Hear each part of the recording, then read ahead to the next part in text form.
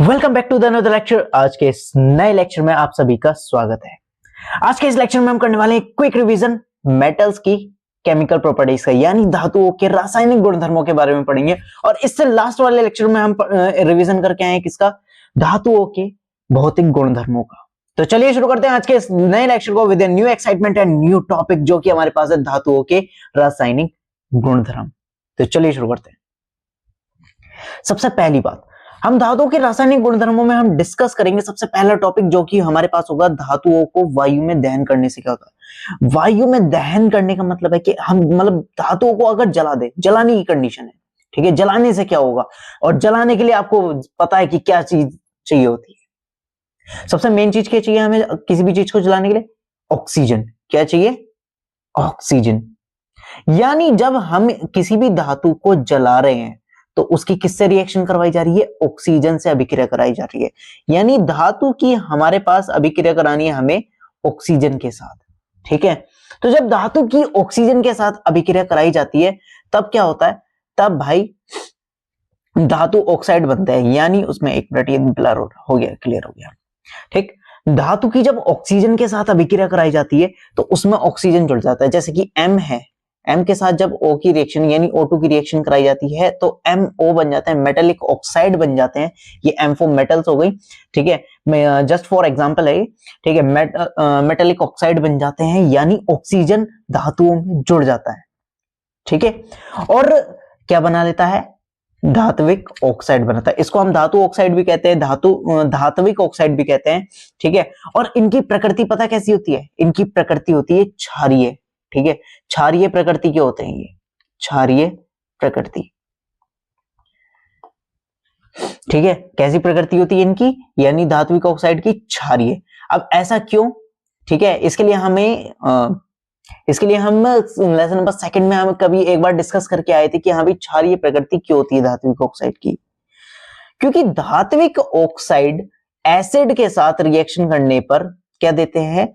उदासीनीकरण अभिक्रिया के समान लवण तथा जल बनाते हैं। क्या बनाते हैं? लवण, एक मिनट, लवण बनाते हैं तथा जल बनाते हैं। किसके समान? उदासीनीकरण अभिक्रिया के समान, इसलिए इन्हें क्या बोला जाता है? क्षारीय ऑक्साइड भी बोला जाता है, ठीक है।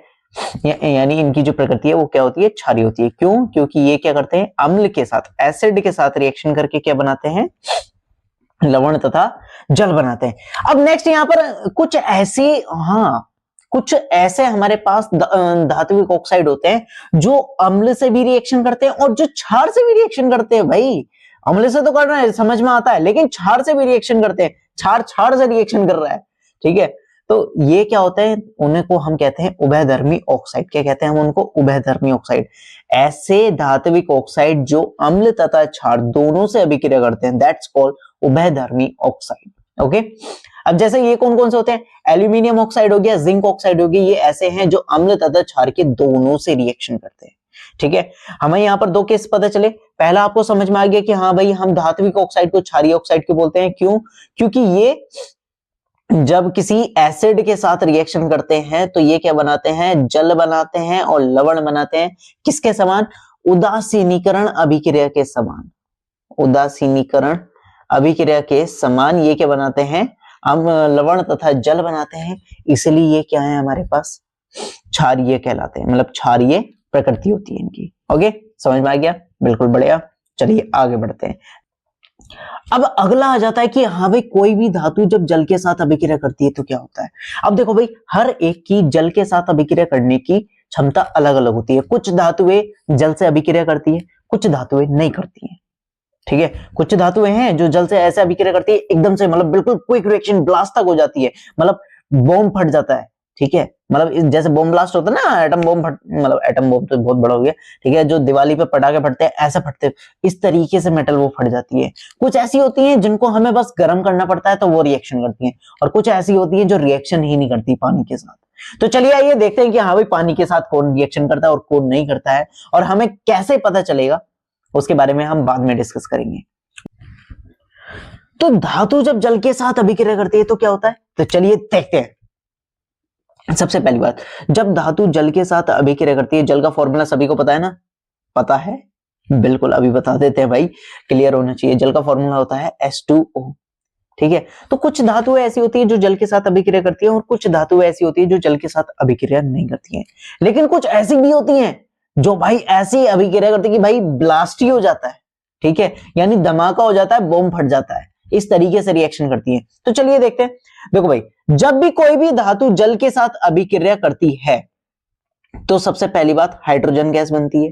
ठीक है, धातु ऑक्साइड बनाती है। और अगर ये धातु ऑक्साइड जल में घुलनशील है, यानी जो MO बनेगा, जो भी बने, अगर वो जल में घुलनशील है तो वो क्या बना देता है, हाइड्रोक्साइड, यानी OH- आयन वाले धातु हाइड्रोक्साइड बना लेता है, यानी उसमें OH- आयन उपस्थित हो जाता है। ठीक है, लेकिन सभी धातु जल के साथ अभिक्रिया नहीं करती हैं। लेकिन मैंने आपको क्लियर बता दिया, अगर कोई भी धातु जल के साथ अभिक्रिया कर रही है तो वो धातु ऑक्साइड बनाती है, और अगर वो धातु और हाइड्रोजन गैस बनाती है। क्वेश्चन ये आएगा कि हाँ भाई, धातु की जल के साथ अभिक्रिया कराने पर कौन सी गैस मुक्त होती है, तो that's is hydrogen gas. Okay, और धातु ऑक्साइड अगर जल में घुलनशील है तो वो क्या बना लेता है, धातु हाइड्रोक्साइड बना लेता है। अब हम बात करते हैं कि हाँ भाई, ऐसी कौन सी धातुएं हैं जो जल के साथ अभिक्रिया करने पर ब्लास्ट हो जाती है। बूम, कौन सी है? तो एक है हमारे पास पोटेशियम, दूसरी है हमारे पास सोडियम। ये दो ऐसी धातुएं हैं जो अगर ठंडे पानी में भी डाल दी ना, मतलब जैसे कि मान लो मेरे पास ये इस समय कुछ भी नहीं है, क्या है, ये पेन है। पेन मान लो यहाँ पर ये सोडियम और पोटेशियम की कहते मतलब टुकड़े हैं। अगर मैंने ये ऐसा पानी में भी डाल दिया ना, तो ये पानी में टच होते ही एकदम से ब्लास्ट कर जाएगा। क्यों? क्योंकि भाई बहुत ज्यादा मात्रा में क्या है, हीट बनेगी। ठीक है, ऊष्मा बनेगी, एनर्जी बनेगी। ठीक है, सोडियम और पोटेशियम की अभिक्रिया बहुत अभिक्रिया तेज और ऊष्मा छिपी होती है, और इससे उत्सर्जित हाइड्रोजन तत्काल प्रज्वलित हो जाती है। मतलब कहने का क्या मतलब है, जो हमारे पास एकदम से जो हीट बन रही है और ऊपर से हाइड्रोजन भी बन रही है, हाइड्रोजन तो वैसी ज्वलनशील गैस है। ठीक है, तो एकदम से ब्लास्ट हो जाता है। तो इसलिए पोटेशियम और सोडियम को हम किस में रखते हैं, जब मतलब नॉर्मल लैब वगैरह में भी रखते हैं, तो वो हम रखते हैं केरोसिन में, जिससे कि वो मॉइस्चर, यानी जो आसपास हमारे पास नमी है उससे भी ना जुड़ सके, वरना तब भी ब्लास्ट हो जाएगा। ठीक है, अगर उससे भी रिएक्शन होगी तब भी ब्लास्ट हो जाएगा। तो भाई इसलिए बचा के रखना पड़ता है। और ये तो समझिए भाई, दिवाली का फ्री के पटाखे मिल गए, अब इन्हें ही फोड़ा करेंगे, सोडियम मंगवाओ। ठीक, लेकिन ऐसा मत करना कभी, इतना सारा सोडियम मंगवाया, टन नहीं ब्लास्ट हो जाएगा। ठीक है, लेकिन कुछ ऐसे भी होते हैं, कुछ ऐसे तत्व भी होते हैं, ऐसी धातु भी होती है जो बहुत धीमी तरीके से, ये तो दो हो गई पोटेशियम और सोडियम। ये देखो, डायरेक्ट पोटेशियम जब H2O के साथ रिएक्शन करती है KOH बना लेता है। ठीक है, एकदम से क्विक, पहले धातु ऑक्साइड, ये वाला तो प्रोसेस ही उसने कहते हटा लिया कि हाँ भी धातु ऑक्साइड बना, डायरेक्ट क्या बना लेते हैं, धातु हाइड्रोक्साइड बना लेते हैं। ठीक है, मतलब होता है वो प्रोसेस, लेकिन वो इतना क्विक है कि हम इसको डायरेक्ट लिख लेते हैं। ठीक है, तो भाई पोटेशियम और सोडियम ये दो ऐसे हमारे पास मेटल हैं जिनकी अगर पानी के साथ H2O के साथ रिएक्शन करवाई जाए तो ये क्या है, क्या बना लेते हैं, हाइड्रोक्साइड आयन बना लेते हैं। ठीक है, और बहुत ज्यादा मात्रा में क्या बनती है, ऊष्मीय ऊर्जा बनती है। ओके, समझ में आ गया इतना। अब बात करते हैं हम इससे नीचे जो थोड़ा सा कम अभिक्रियाशील तत्व है। ये अभिक्रियाशीलता के ऊपर निर्भर करता है कि हाँ भी, अगर कोई भी धातु अगर ज्यादा अभिक्रियाशील है तो वो बहुत ज्यादा मात्रा में क्या एनर्जी बनाएगी, मतलब बहुत जल्दी अभिक्रिया करेगी। और कोई ऐसी धातु है जो थोड़ी सी कम अभिक्रियाशील है, तो वो थोड़ा सा मतलब धीमी रिएक्शन करेगी। जैसे कि कैल्शियम है, कैल्शियम जो है वो जब जल के साथ अभिक्रिया करता है तो मतलब बहुत धीमे रिएक्शन होती है, और क्या बनता है हमारे पास, कैल्शियम हाइड्रोक्साइड। देखो भाई, H+OH- दो आयनों में टूटता है। ठीक है, अब यहाँ पर कैल्शियम है, Ca2+ होता है, यहाँ पर ये माइनस वाले से रिएक्शन करेगा। ठीक, तो ये क्या हो जाता है, COH का होल ट्वाइस, और यहाँ पर हमारे पास ये बचता है हाइड्रोजन, जो कि हाइड्रोजन गैस के रूप में बाहर हो जाता है। ठीक है, लेकिन अब इससे नीचे जो भी तत्व आते हैं, जैसे मैग्नीशियम हो गया, एल्यूमिनियम हो गया, आयरन हो गया, जिंक हो गया, ये शीतल यानी ठंडे जल से रिएक्शन नहीं करते हैं। ठीक है, ये ठंडे जल से रिएक्शन नहीं करते हैं। इनको क्या करना पड़ता है हमारे पास, सबसे पहले मैग्नीशियम को तो हमें गर्म करना पड़ता है। ठीक है, मैग्नीशियम शीतल जल से अभिक्रिया नहीं करता है, परंतु गर्म जल के साथ वो अभिक्रिया कर लेता है। ओके, और एल्यूमिनियम, आयरन, जिंक जैसी धातु न तो शीतल जल से अभिक्रिया करती है और ना ही मतलब ये ना तो शीतल जल यानी ना तो ठंडे पानी से रिएक्शन कर रही है ना ही गर्म पानी से, लेकिन ये भाप के साथ क्या, इनकी भाप स्टीम के साथ गैसीय अवस्था में, ठीक है, मतलब जो पानी की गैसीय अवस्था है भाप के साथ रिएक्शन करके धातु ऑक्साइड और हाइड्रोजन गैस बनाते हैं, लेकिन ये केवल ऑक्साइड तक ही सीमित है, ठीक है। यानी एल्यूमिनियम जब पानी के साथ रिएक्शन करेगा तो वो ना तो ठंडे पानी के साथ रिएक्शन करेगा ना गर्म पानी के, वो क्या किसके साथ रिएक्शन करेगा, उसकी भाप के, ठीक है, भाप बनानी पड़ेगी पानी की, तब जाके ये क्या है एल्यूमिनियम या फिर लोहा इसके साथ रिएक्शन करना शुरू करेगा। ओके, लेकिन एक बात मैं बता दूं, जो भी हाइड्रोजन सक्रियता श्रेणी के अंदर जो भी हाइड्रोजन से नीचे आते हैं जैसे कि लेड, कॉपर, सिल्वर, गोल्ड, ये सारे सक्रियता श्रेणी में हाइड्रोजन से नीचे आते हैं, यानी ये हाइड्रोजन से भी कम अभिक्रियाशील है, ठीक है, जिसकी वजह से ये क्या है बिल्कुल भी अभिक्रिया नहीं करते हैं। एक बात बता दूं, पानी के साथ अम्ल के साथ रिएक्शन वही कर सकता है जो सक्रियता श्रेणी में या अभिक्रियाशीलता में हाइड्रोजन से ऊपर है, ठीक है, यानी जो हाइड्रोजन से ज्यादा अभिक्रियाशील है वो ही हमारे या तो अम्ल के साथ रिएक्शन करेगा या फिर पानी के साथ अभिक्रियाशील मतलब अभिक्रिया करेगा, लेकिन अगर वो हाइड्रोजन से कम अभिक्रियाशील है यानी कम पावरफुल है तो वो रिएक्शन नहीं करेगा, जैसे कि यहाँ पर लेड, कॉपर, सिल्वर और गोल्ड, ठीक है, ये क्या है पानी के साथ रिएक्शन नहीं करते हैं, ठीक। नेक्स्ट बात की क्या होता है जब धातु अम्ल के साथ अभिक्रिया करती है। मैंने अभी सेम कॉन्सेप्ट बताया कि हाँ भाई धातुएं अम्ल के साथ कौन सी अभिक्रिया करें, मतलब कब अभिक्रिया करेंगी, जब वो हाइड्रोजन से ज्यादा अभिक्रियाशील होंगी। क्या? जब वो हाइड्रोजन से ज्यादा अभिक्रियाशील होंगी। तो जब धातु अम्ल के साथ रिएक्शन करती है तो हमने आपको बताया कि हाँ भाई जो अम्ल में देखो H+ आयन होते हैं और दूसरा कोई भी दूसरा आयन आ सकता है, ठीक है। धातु के अंदर भी पॉजिटिव वाले चार्ज होते हैं, तो ये क्या है इसके निगेटिव वाले पार्ट के साथ मिलकर लवण बनाता है और हाइड्रोजन H+ आयन जो बचते हैं वो हाइड्रोजन गैस बनाते हैं। तो यानी धातु की तनु अम्ल के साथ अभिक्रिया कराने पर क्या बनता है, हाइड्रोजन गैस बनती है। ये आपको क्लियर होना चाहिए, पानी के साथ रिएक्शन करवा रहे हैं तो हाइड्रोजन गैस बन रही है, अगर कहते हैं धातु अम्ल के साथ अभिक्रिया करा रहे हैं हाइड्रोजन गैस बन, सीधी सी बात है, धातु भी पॉजिटिव है और इससे अगर हमें रिएक्शन करवानी तो दूसरा पार्ट क्या होना चाहिए, नेगेटिव आना चाहिए, और हमारे पास देखो पानी में भी H+ आयन बचते हैं और हमारे पास एसिड में भी H+ आयन बचते हैं, ठीक है, जिसकी वजह से क्या है यहां पर हाइड्रोजन गैस बनेगी। तो सीधी सी बात याद रखेंगे, धातु की जब अम्ल के साथ अभिक्रिया होती है तो क्या कौन सी गैस बनती है, हाइड्रोजन गैस बनती है। ओके, आगे देखते हैं।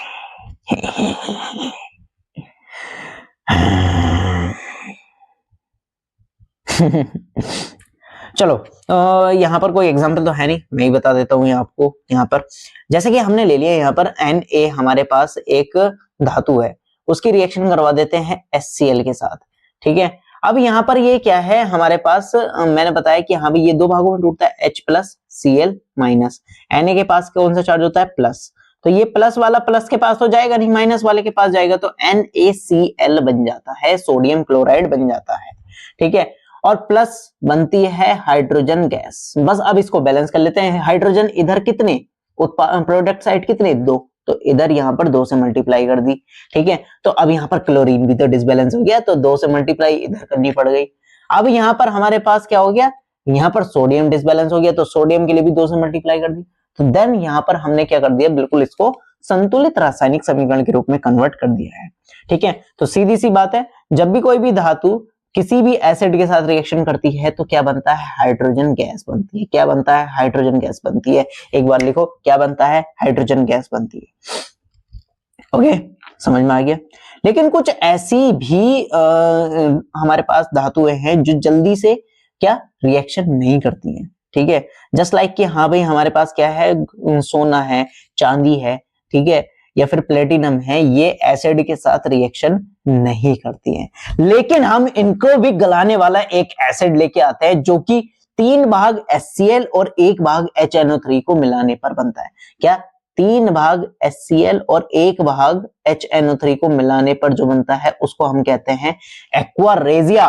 और ये इतना कैपेबल है, इतना पावरफुल है कि इसको क्या कहते हैं हम, एक्वा रेजिया। क्या कहते हैं हम इसको, एक्वा रेजिया, पूरे को एक्वा रेजिया, ठीक। एक्वा रेजिया का मतलब होता है अम्ल राज। क्या है, अम्ल राज, अम्लों का राजा। ठीक है, ये इतना कैपेबल है कि हम इससे क्या गोल्ड को भी गला सकते हैं। ठीक है, जबकि दोनों में से किसी अम्ल में अकेले, अगर ये अकेले अकेले आएंगे तो ये इससे रिएक्शन नहीं करेंगे।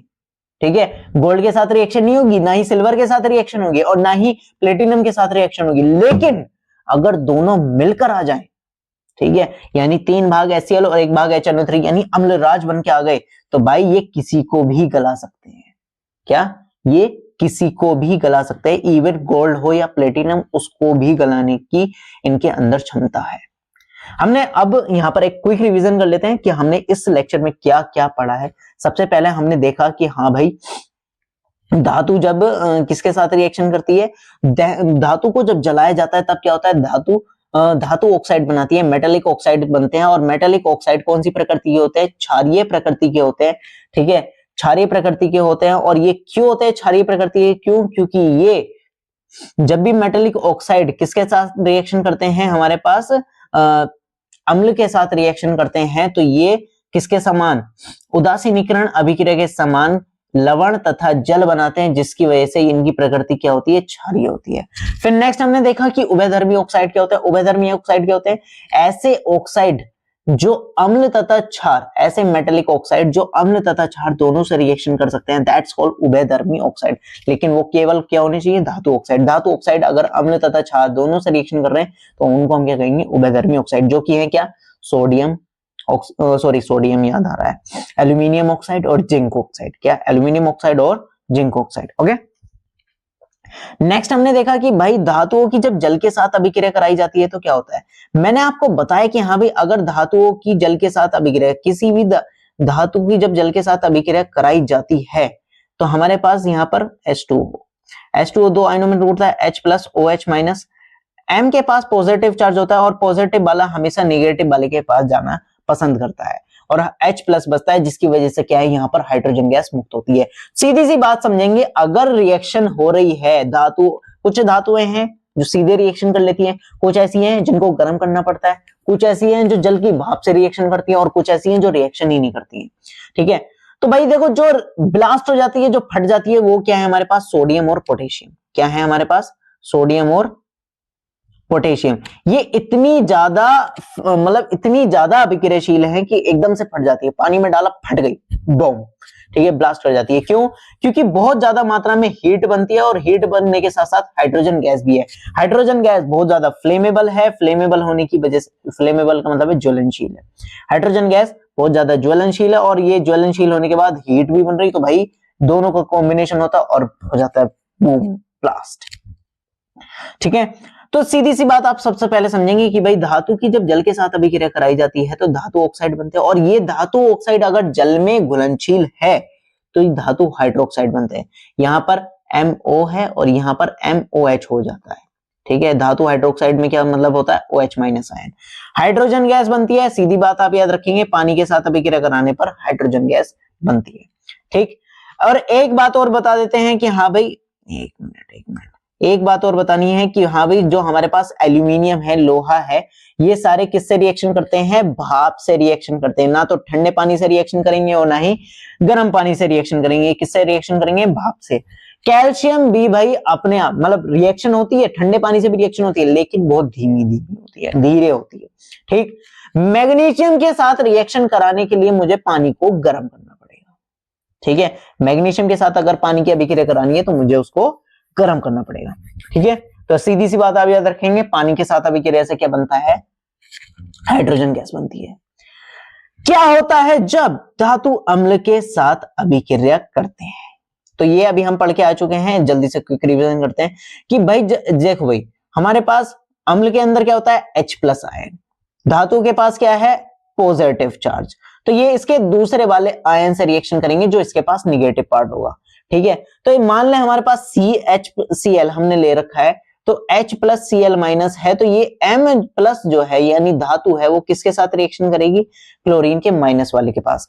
H+ बच जाता है। H+ आयन जहां मतलब बच रहे हैं, तो सीधे आप समझ जाओ हाइड्रोजन गैस बनेगी। तो जब भी धातुओं की अम्ल के साथ अभिक्रिया होती है तो वो क्या बनाते हैं? हाइड्रोजन गैस बनाते हैं। जो कि हमने एक एग्जांपल दिया था कि हमने सोडियम लिया, हाइड्रोक्लोरिक एसिड लिया, दोनों को रिएक्शन करवाई तो सोडियम क्लोराइड बनता है और हाइड्रोजन गैस बनती है। ओके, समझ में आ गया? आइए समझा देंगे, सब हो जाता है। ठीक है, फिर हमने देखा कि हाँ भाई एक हमारे मतलब कुछ धातु ऐसी होती है जो जैसे जल और पानी, जल और एसिड के साथ रिएक्शन नहीं करती है, जैसे कि सोना, चांदी, प्लेटिनम, लेड, ये सब क्या है, रिएक्शन नहीं करती हैं। ठीक है, लेकिन इनको भी गलाने के लिए हमारे पास एक एसिड है जिसको हम एक्वारेजिया के नाम से जानते हैं। क्या? एक्वारेजिया, अम्लों का राजा, कुछ भी गला सकता है। अम्लों का राजा यानी अम्ल राज भी इसको बोला जाता है, अम्लों का राजा। ठीक है, ये कुछ भी गला सकता है। बनाने के लिए हमें क्या चाहिए? 3 भाग HCl यानी 3 मॉलिक्यूल्स हमें चाहिए HCl, 3 भाग HCl और 1 भाग HNO3 यानी 3:1 के अनुपात में जब सांद्र हाइड्रोक्लोरिक अम्ल और सांद्र नाइट्रिक अम्ल को मिलाया जाता है तो ये ऐसा मिश्रण बनाते हैं, ये गोल्ड और प्लेटिनम को भी गला सकते हैं। Do you think about it कि मतलब सोना भी गल गया जो किसी के साथ रिएक्शन ही नहीं करता। तो आज के लेक्चर में इतना ही। अगर वीडियो पसंद आई तो लाइक करें, सब्सक्राइब करें। Tata bye bye, see you, मिलते हैं जल्दी नेक्स्ट लेक्चर में with a new topic and new excitement. और जो कि हमारे पास अगला टॉपिक होने वाला है सक्रियता स्टडी, तो प्लीज सब्सक्राइब इट।